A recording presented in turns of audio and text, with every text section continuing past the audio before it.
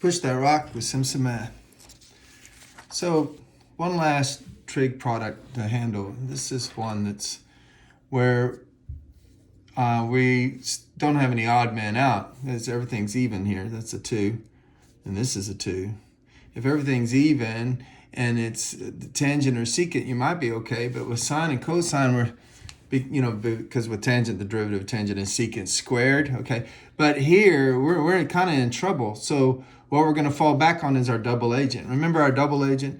The fact that cosine of 2x is equal to 2 cos squared x minus 1, the double angle identity. So I'm going to add the 1 over, and I say that cos of 2x plus 1 is the same thing as 2 cos squared x. This is our double agent thing. So if we're integrating, if I needed to just integrate cos squared x dx, that's when the double agent comes into play, and I just use this double angle right here. Well, this is a double agent on steroids. I mean, and you can't blame them. If you're a double agent, I mean, you're like James Bond twice over. I mean, you really do need to be on steroids. So this is going to be tough right here. Well, what we're going to do is use both double agents. There's another double agent. Cos of 2x is also equal to 1 minus 2 sine squared x. Okay? So now let's see what I can do. I can add this over and have 2 sine squared x is equal to 1 minus cos of 2x. Oh, okay. That doesn't look too bad. So now the only problem is I have these 2's here. So I have a cos squared and I have a sine squared. So I have something I can, that's okay. Let's put a 1/4 out here and a 4 here. Well, let's do that here. 1/4 times 4. That's really just multiplying by 1. But what I'm going to do is take this 4 and rewrite it as 2 times 2. Okay? And I'm going to put it on the inside. So I'm going to have 2 sine squared x times 2 cos squared x dx. So this 2 times 2 is that 4 there. Now that allows me to substitute. For this 2 sine squared x, I have 1 minus cos of the double angle.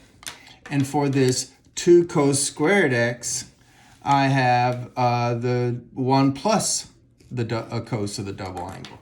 So now I have 1/4 times the integration. I'm going to put the 1 in front here.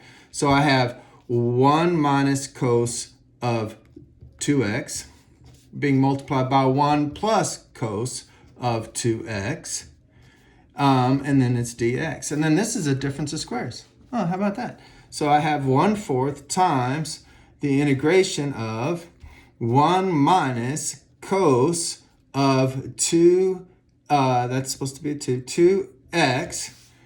So I got this squared, and then I get this squared, so it's squared, and then it's a difference.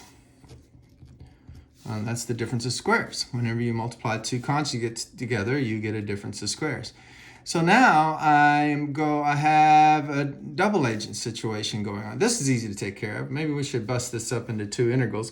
I have 1/4 the integration of 1 dx minus 1/4, because this 1/4 is affecting everything, the integration of cos squared of 2x, oh my goodness, dx. Oh, goodness gracious. And so this is 1/4 x. But if you remember the double agent rule, then don't we just have a crawdad hole here? So we need to remember the double agent. Let's go back and finish integrating this. So if we were integrating cos squared dx, our trick was to put the 1/2 here and a 2 here. Okay, so we started with this, but we put a 1/2 on the outside, 2 here, so that we could then substitute in the cos of 2x plus 1 dx. So we have 1/2 times, now this is crawdad hole because it's not squared or anything. This is direct crawdad hole. When you integrate cos, you get sine. And you put the 2x here, and you can only do crawdad hole when this is linear. And that is linear. When the slope is 2, you put a 1/2 out front. And then over here, when you integrate that, you just get an x. And this 1/2 that's this guy, he's outside this whole thing, so I probably should put brackets.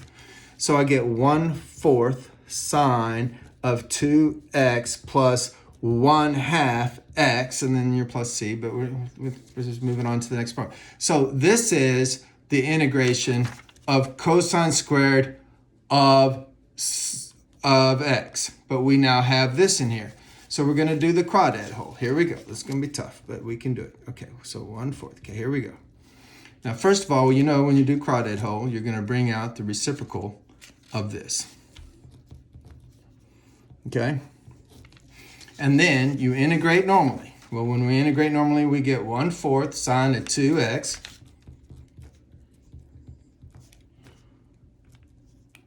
And this is, I'm going to put a parenthesis here for the x, plus 1/2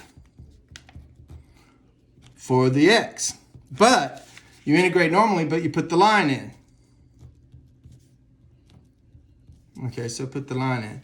So let's see, let's clean this up again. So I have 1/4 x minus 1/8 times 1/4 of sine of 4x plus 1/2 of 2 is just 1x. And then we could distribute the negative 1/8 in here, but I'm not going to. I'm just going to put my plus c out here and be thankful to the good Lord that I lived long enough to do this problem. Math made simple, Simpson Math.